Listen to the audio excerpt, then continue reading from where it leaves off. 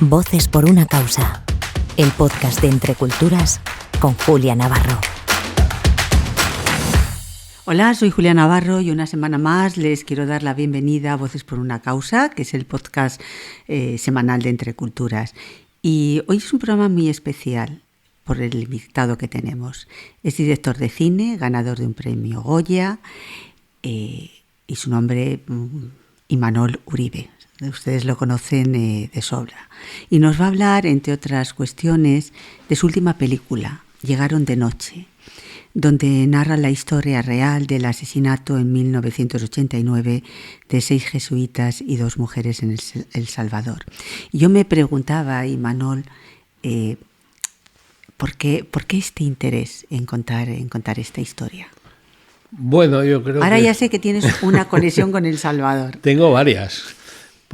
Yo creo que hay veces que tú persigues los proyectos y hay otras en que da la sensación de que las películas, los proyectos te persiguen a ti, ¿no? Me ha pasado en algunas películas, pero en el caso concreto de esta es muy obvio, es decir, mi vinculación. Yo nací en El Salvador. Estudié al principio, a los 4 o 5 años, la primera vez que ingresé al colegio, allí en el externado San José de los Jesuitas. Luego me mandaron interno a Tudela, a España, a los jesuitas de Tudela, por donde también había pasado Ignacio Ellacuría. Luego conocí a Ellacuría accidentalmente, de una forma que no... ¿Dónde lo conociste?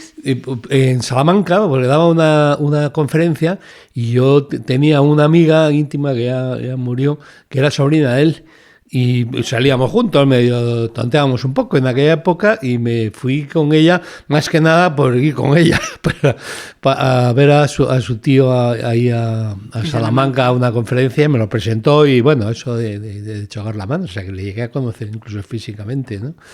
Era impresionante, ¿eh? Sí. Yo le hice una entrevista y yo creo que de los personajes que he entrevistado en mi vida seguramente es uno de los que más me ha impactado.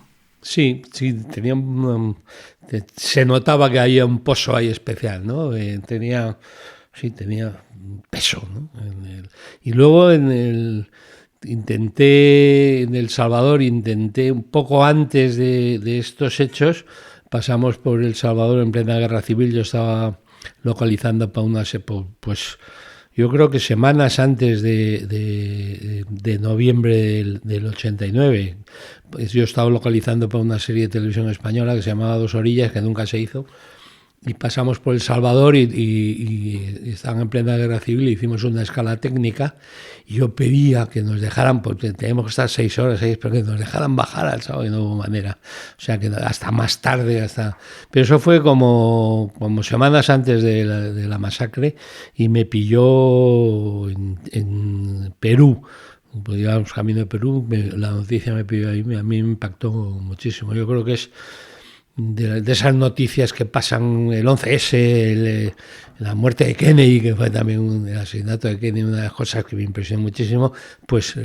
¿Y eso es lo que te llevó a decir, quiero hacer una película? Eso se queda ahí, creo yo, se queda en el inconsciente y va generando y en un momento determinado leí, hace ya 5 o 6 años, leí un libro de Jorge Galán, un escritor salvadoreño, que se llamaba Noviembre, que hablaba sobre distintas cosas del Salvador, pero incluía la masacre de los jesuitas y contaba ahí un poco, hablaba de la única protagonista que presenció aquello, ¿no? Lucía. De Lucía.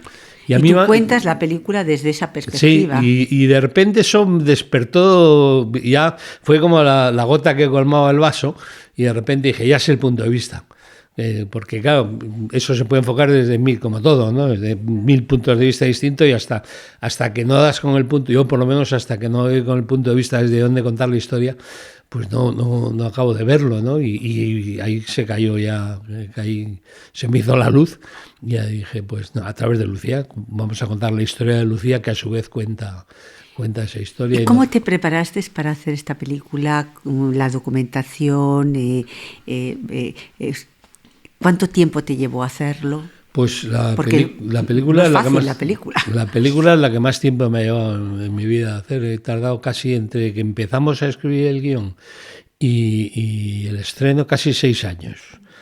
Y bueno, también nos pilló la pandemia, ¿eh? Justo cuando estamos en la semana -2 para empezar a rodar, que estamos en Colombia, en Cali, justo nos pilló ahí la pandemia y tuvimos que volver y ahí perdimos un año, ¿no? Pero bueno, y un cambio de productora también, o sea, fue difícil de montar, porque hay proyectos que no son tan sencillos, cuando no es una comedia y no es tal, y se complica mucho el intentar montar económicamente los proyectos, ¿no? Pero me llevó casi 6 años, y lo que hice fue ir a la UCA.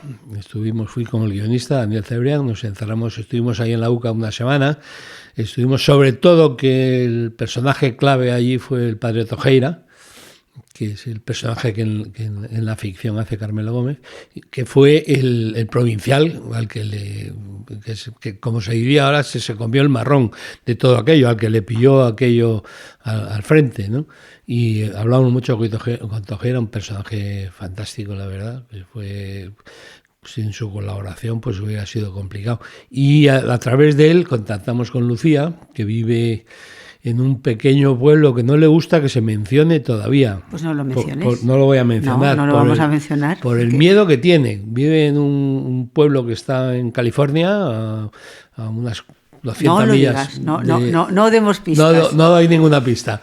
Y nos fuimos ahí a verla, estuvimos un fin de semana con ella, y con ella es con su marido, y con Jorge, y fue la bomba. ¿Te impresionó? Muchísimo, porque estuvo... Claro, ella se movía en medios de salvadoreños ahí en el exilio. Antes de irse a ese pueblo vivía en la zona de San Francisco, y no les contaba ni a sus compañeros quién era, ni su caso, ni nada. Tenía tal pavor que pues llevaba años y años y años sin contarle a nadie lo que pasaba. Y el día que fuimos ahí, fuimos a través... La llave para poder contactar con ella fue el padre Tojeira, y a través de él nos recibió, y entonces ya soltó todo, estuvo llorando. La verdad es que fue muy emocionante, lloraba constantemente.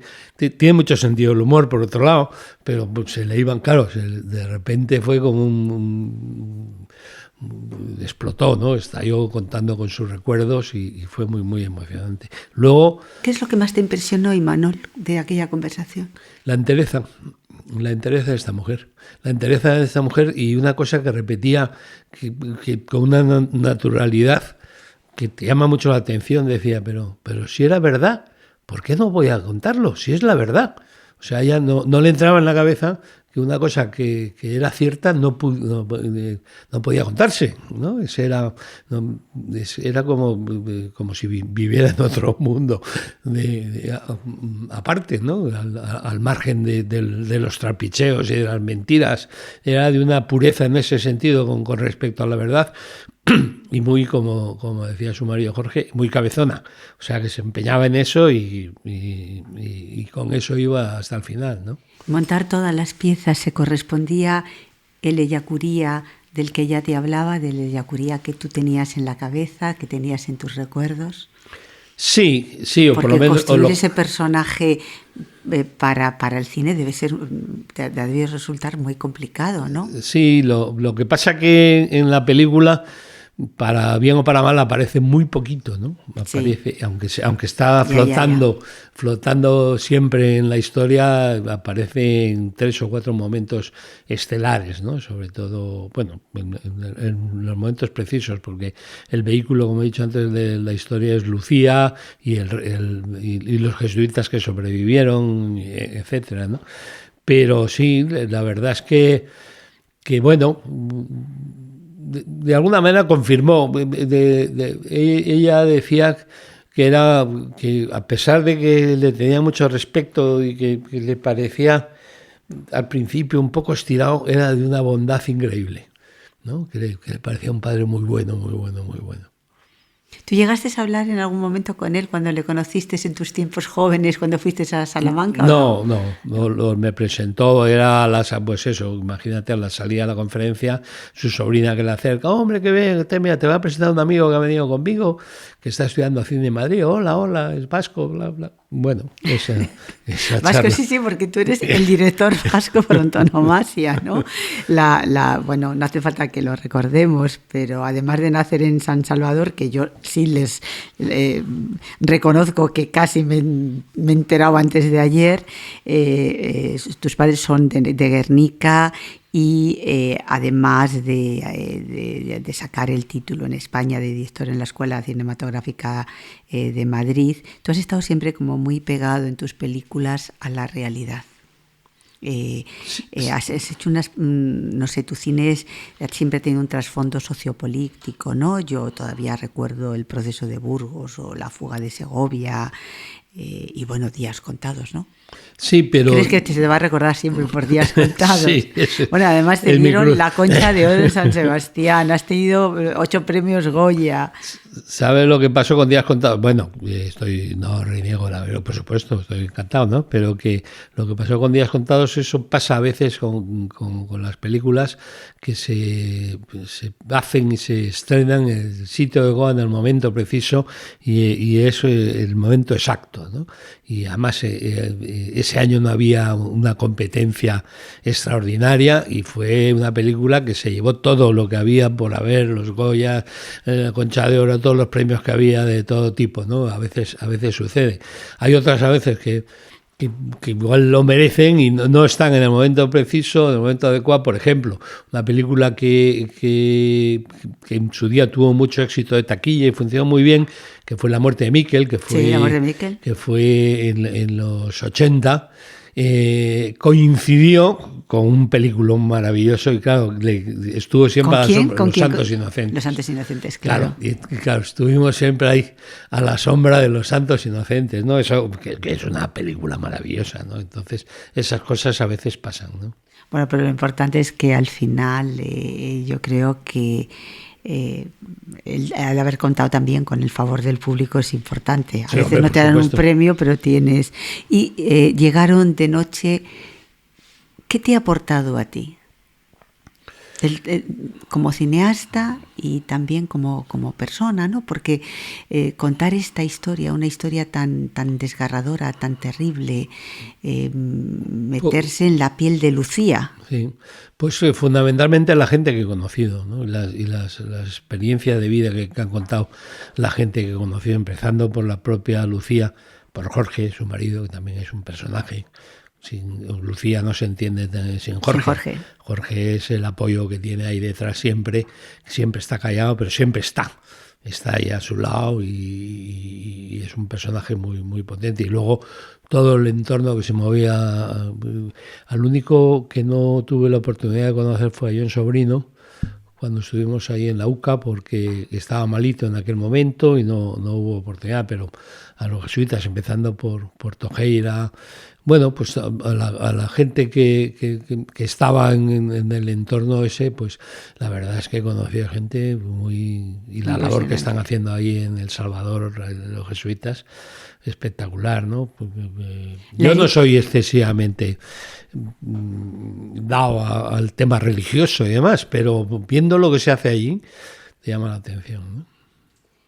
¿Sigue la herida abierta por lo que sucedió en El Salvador? Aparte de la herida que lleva Lucía, tú cuando has estado allí, cuando has estado con ellos, tú tienes esa conexión con la sociedad salvadoreña, puesto que has nacido allí. ¿Sigue esa herida abierta? ¿Son conscientes de lo que sucedió, de lo que pasó? No lo sé, porque mi experiencia fue una semana que estuve allí, que estuvimos localizando, y me movía en unos círculos muy concretos, muy vinculados con la historia, ¿no? Entonces, en esos círculos, obviamente sí. Lo que no sé es en la gente común y corriente, no lo sé, pero la experiencia que sí he tenido es que los asesinos que participaron en esta historia están todos en la calle, allí. No me extraña que Lucía tenga miedo. Claro, no, y de hecho yo pensaba, hubo un momento que hubo la oportunidad de intentar hacer un estreno coincidiendo en noviembre del año pasado allí yo no podía por otros motivos, porque me operaron y no podía ir, pero todo el mundo me decía, no vayas, están...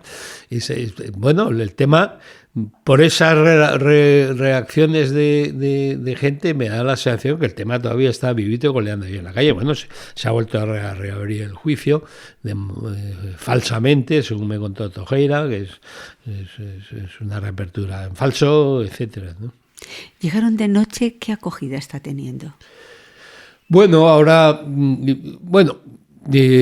un signo evidente que el productor no está descontento.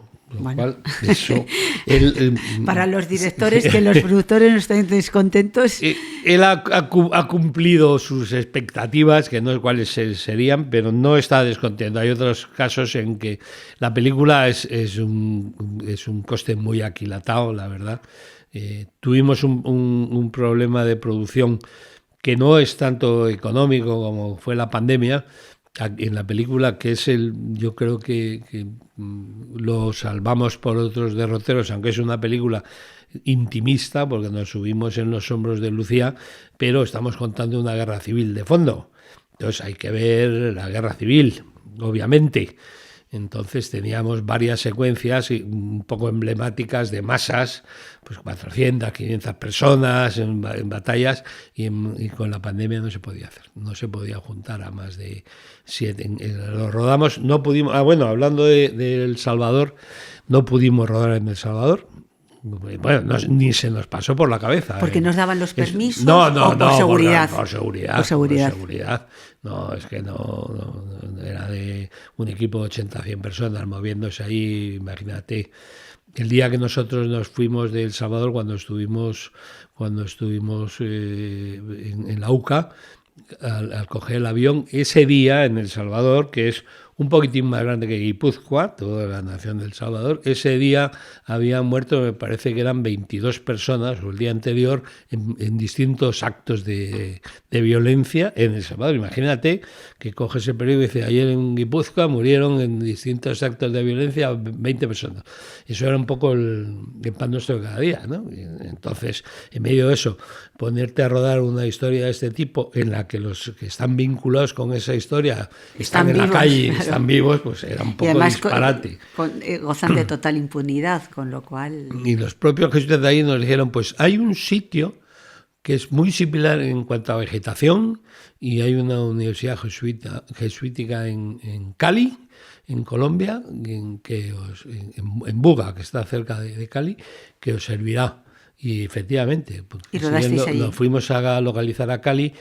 Casualmente la actriz que hace Lucía, que es Juana Acosta, es de Cali, y con lo cual ya de repente dice, bueno, esto es un signo.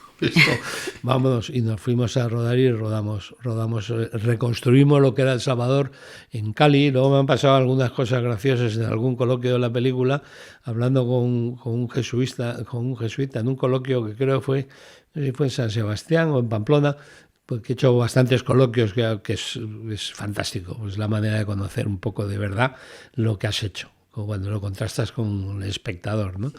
Entonces había un jesuita que decía, eso se ha rodado en El Salvador. Y digo, no hemos rodado en El Salvador. Sí, no nos engañe, eso está rodado en El Salvador. Digo, bueno, pues enhorabuena, qué bien. O sea que se parecía de verdad a la vegetación, ¿no?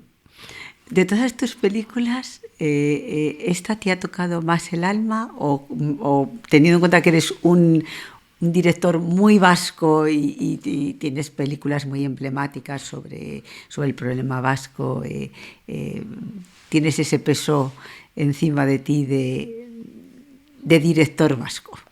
Bueno, todas las películas, todas menos una, en mi caso. He hecho 15 películas y de las hay 14 que las suscribo, he disfrutado, he pasado maravillas. Y hay una que no, es como si no fuera mía. Y fue ¿El Reis Pasmao? No, el Reis Pasmao fue... No, una que se llamaba Dios Pequeña, que fue un disparate en el que pasaron todo tipo de cosas y donde he aprendido, curiosamente, donde peor lo pasas es cuando más aprendes. Donde aprendí que hay momentos en los que hay que decir que no, aunque se caiga el mundo. Es decir, que que no puedes hacer una película en contra de lo que estás viendo y por un exceso de responsabilidad, diciendo, uy, después de todo el dinero que se había gastado en el proyecto, no puedo dejar, pues tenía que haber dicho, no la quiero hacer. Quitando esa, el resto de las películas siempre son experiencias vitales, como te pasará con los libros, ¿no? Siempre son experiencias vitales únicas, irrepetibles, y distinguir una de otra es como distinguir entre hijos, ¿no? Ahí, pues por un lado y por otro siempre te dan satisfacciones y yo creo, hombre, esta es una de las que más satisfacciones me ha dado, pero hay muchas, por muy distintos motivos. Me viene a la cabeza ahora mismo, por ejemplo, Plenilunio, que era una adaptación de una novela de Antonio Mío Molina, y la hice a veces los caminos que te llevan a hacer una película son muy curiosos y muy extraños. Yo la hice porque esta película, el guión lo dejaron en la oficina durante meses, ahí estuvo, no lo leyó nadie, lo leyó la secretaria, y la secretaria nos decía, tenéis que leer este guión, y nos lo leíamos, y al final lo leí, y había una sola secuencia en la película que me parecía maravillosa, y a partir de ahí era la historia de un brigadista neoyorquino, un aviador casado con una española, que desde Madrid, el día del cumpleaños de su hija, que estaba en la historia real, sucedía en Arévalo, voló con un Mosca de aquellos y se fue a echarle un regalo, un juguete, en un pequeño paracaídas a su hija en la fiesta de su cumpleaños. Yo eso lo trasladé luego al norte, fue un cuento, pero el origen de todo ello era hacer una película para contarle un cuento a mis hijas, que tenía 2 hijas en aquel momento, una de 15 y otra de 30.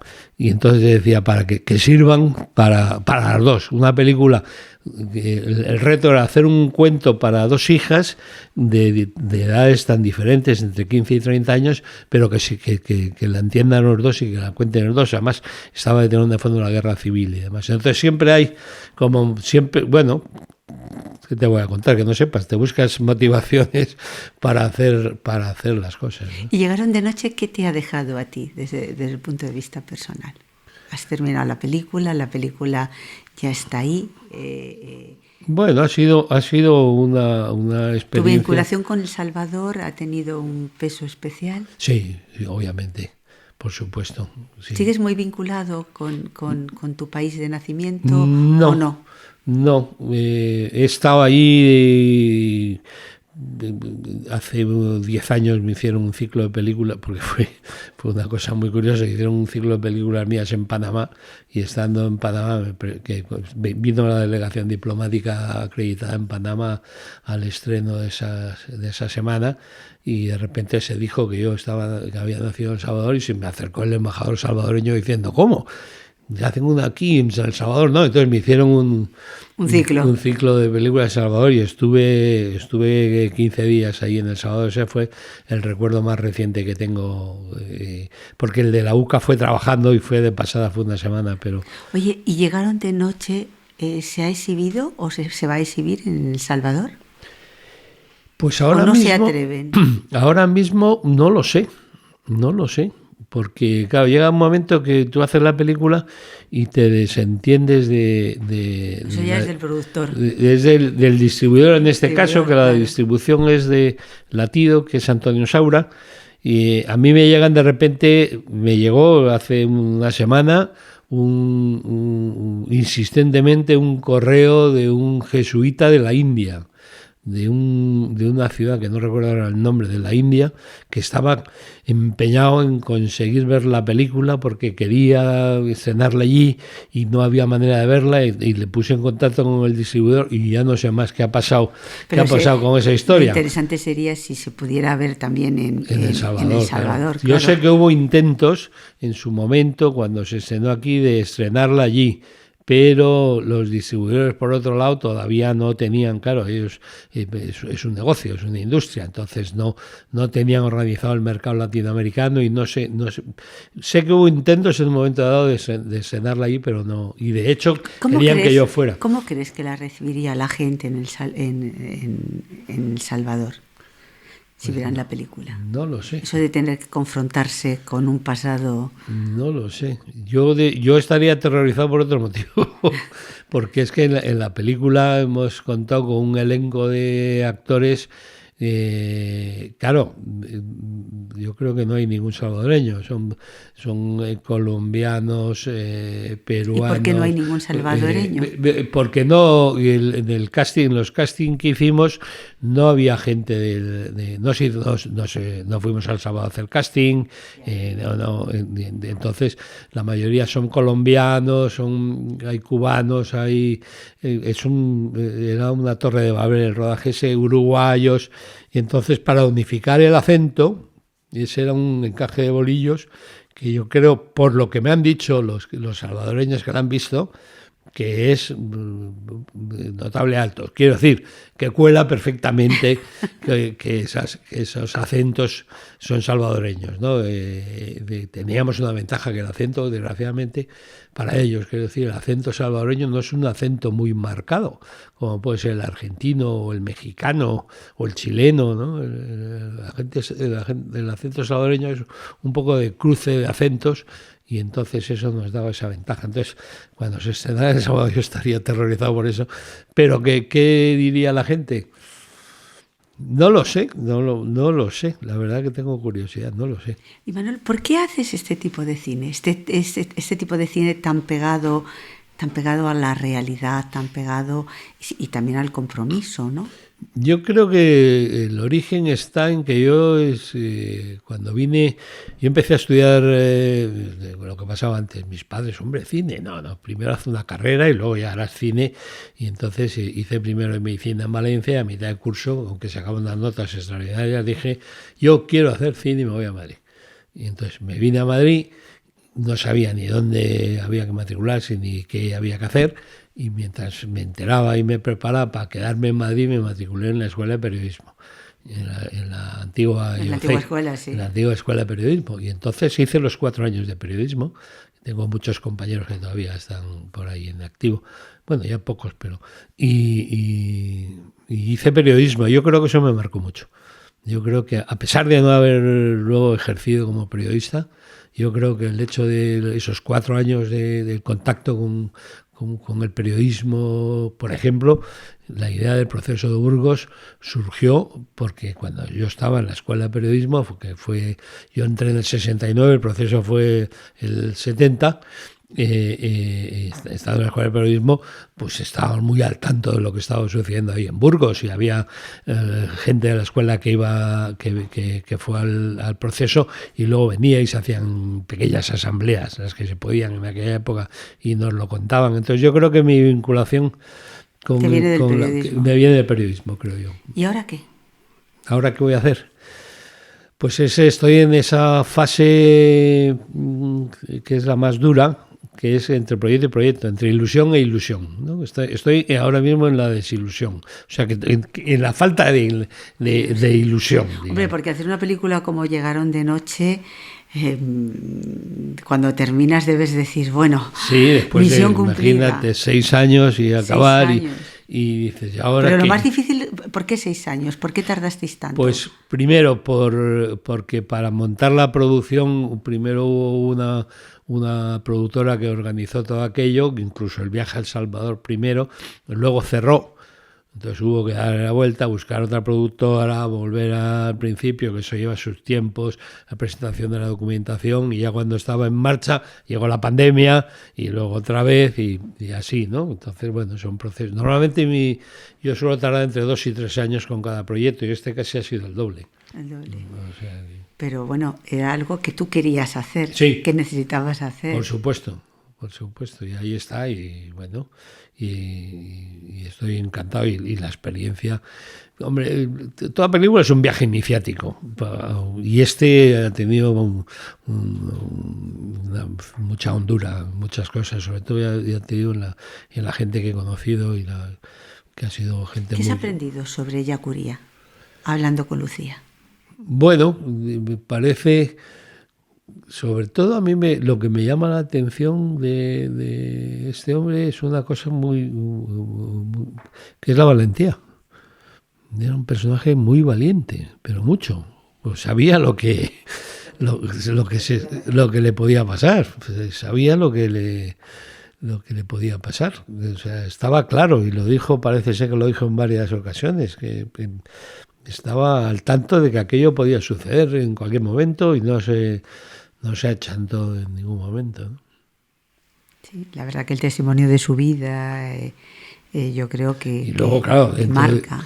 Dentro del nivel intelectual era un personaje de una potencia extraordinaria. De una altura extraordinaria, ¿no? Mundialmente reconocida, ¿no?